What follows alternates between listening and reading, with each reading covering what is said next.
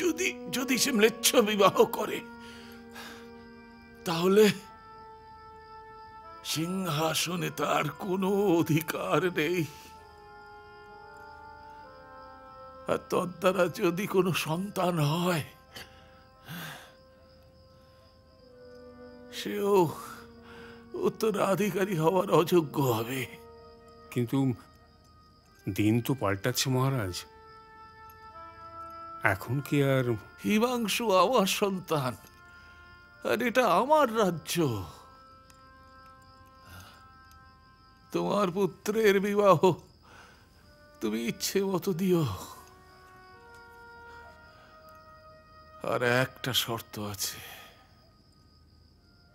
আমি চাই বিবাহের 3 বৎসরের মধ্যে হিমাংশু সন্তান লাভ করুক, বৈধ সন্তান। হিমাংশুর উপযুক্ত গোত্রকুল শিলাপাত্রীর সন্ধানের দায়িত্ব চন্দ্রশেখরের। এই অধিকার আমি তাকে সর্বসমক্ষে দিয়ে যাচ্ছি। 3 বৎসরের মধ্যে যোগ্য উত্তরাধিকারীর জন্ম আবশ্যক,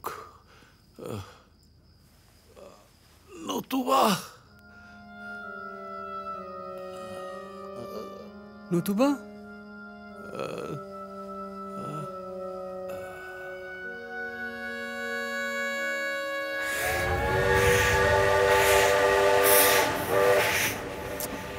এরপর ঠান্ডা হয়ে গেলে আর খেতে পারবে না। ধরো না।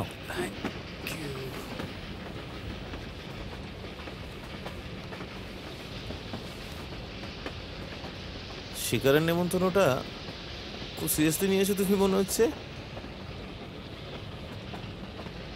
আচ্ছা, শিকার কাহিনী আর গোয়েন্দা গল্পের মধ্যে একটা অদ্ভুত মিল আছে, লক্ষ্য করেছো? যেমন ধরো অজানা কোনো পশু মানুষের প্রাণহানি বা ক্ষতি করছে,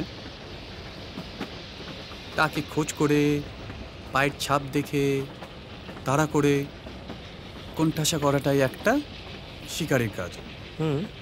তেমনি কোনো মানুষ যখন মনুষ্য সমাজের ক্ষতি করছে, প্রাণহানি করছে, তার অপরাধ প্রমাণযোগ্য করে তাকে কোণঠাসা করাটা একটা গোয়েন্দার কাজ।